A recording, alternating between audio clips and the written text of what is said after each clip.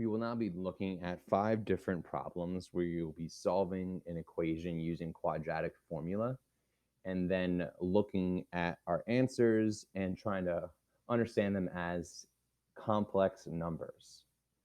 So in number 1, the first thing we would do with any problem is to rewrite it in terms of equal to 0.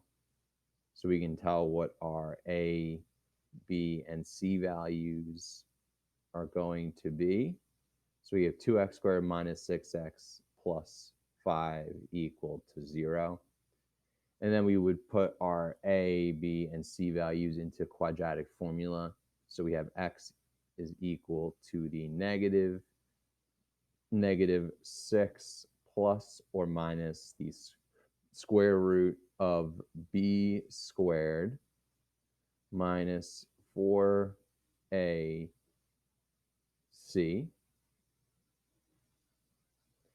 And that would all be over 2 times a, 2 times 2. Now, from here, we can kind of skip to some parts that we can kind of use a little faster here. So all of this is going to be equal to x, and that x would be equal to positive 6 plus or minus, and we can put everything under our square root into our calculator just as is to speed up the process. So we would get an answer of negative 4 under our square root, and that is going to be over 4. And from there, we can take a look at our answer. We have a negative under our square root. So if we want to rewrite that and use it, we need to write that as 6 plus or minus the square root of 4. And then the negative in front will mean that we basically would have it as an I. So I could write our intermediate step over here to the right as the square root of 4 times the square root of negative 1. And that negative 1 would become the I. So now I have this all over 4, like so. And that means we can have this basically end up as 6 plus or minus 2i over 4.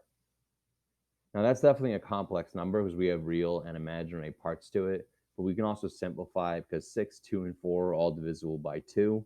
So that means we would have that ends up being equal to 3 plus or minus I over 2 as our answer. And if you wanted to, you could write out as 2 different answers. Like I could write it as like 3 over 2 plus I over 2. And the second part would be 3 over 2 minus I over 2. But this right here would be as far as I would personally take it to get my answer. We are now starting number 2 of our problem set, x squared plus 4x plus 5 equal to 0. And that is the already equal to 0, so we don't need to worry about that first step. So we can go right into quadratic formula, and we can write it as negative 4 plus or minus our b squared would be 16, and then minus 4 times 1 times 5. And we have that is all over 2 times 1. And that ends up being equal to negative 4 plus or minus. And we don't need a calculator for this. We could just do 16 minus 20 is we have a negative 4 again. And that is going to be over 2. And so now we can write this as negative 4. And we already know that the square root of negative 4 from our last problem is going to be equal to 2i. And so we can then put that over 2. So that means our answer, if we divided all these parts by 2, we know our answer is negative 2 plus or minus I as our 2 complex number answers for number 2.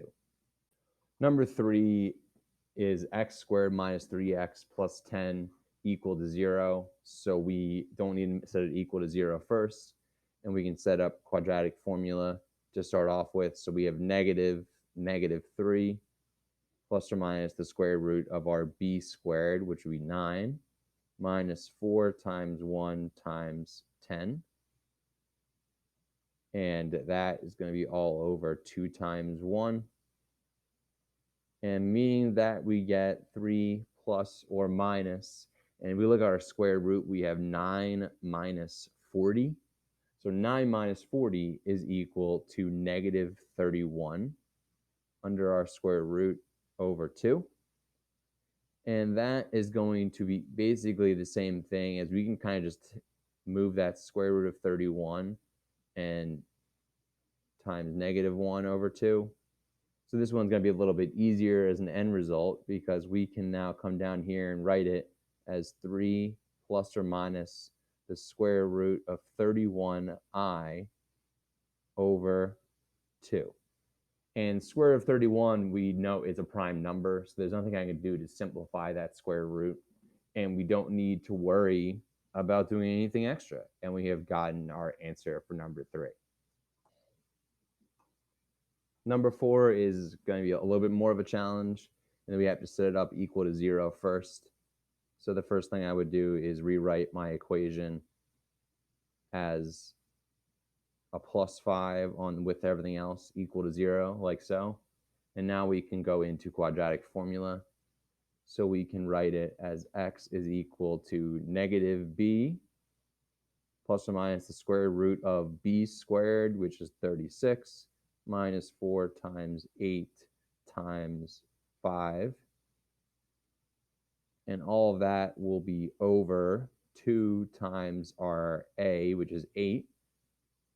So if we find what this ends up being equal to, well, we got negative 6 in the front that hasn't changed.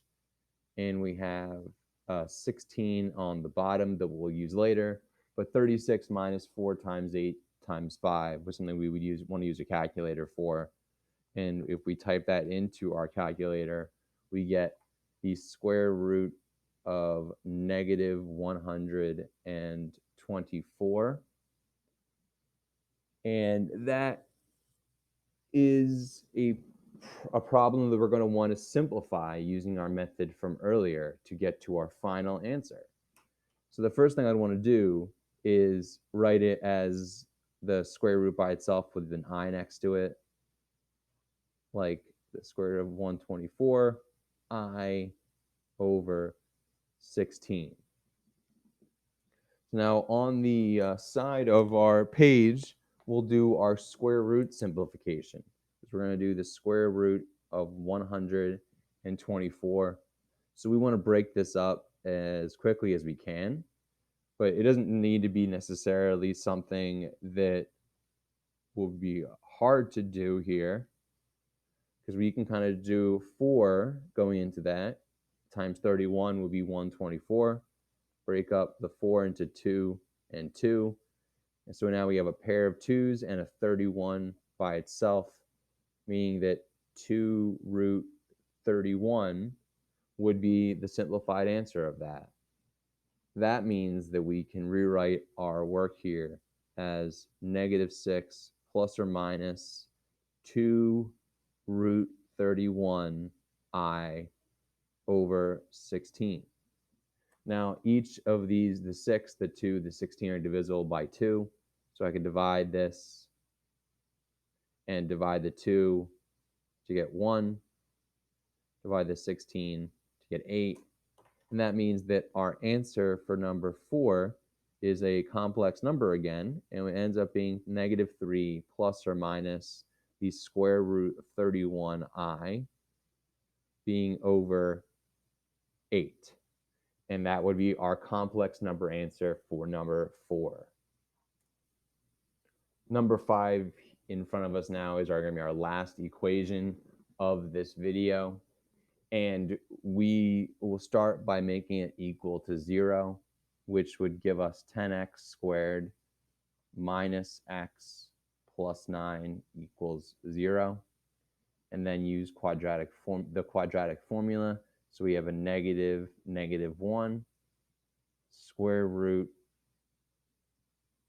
of negative 1 squared, which is just 1, minus 4 times a times c, and that is going to be all over 2 times our a value, meaning that we have a positive 1 plus or minus the square root, and we basically have 4 times 10 times 9 subtracted from 1, and our calculator tells us that is negative 359.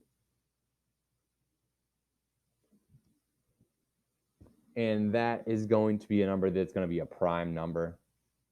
So the only thing we need to do to finish off this problem will be to write our answer as 1 plus or minus the square root of 359i all over 20, and that is the complex number answer that we get from solving equation number 5. And that wraps up our lesson today on complex numbers and the quadratic formula. It was building off of the quadratic formula we learned earlier this week, and now we can see that we need new kinds of numbers in a new number system to take equations to the full answer.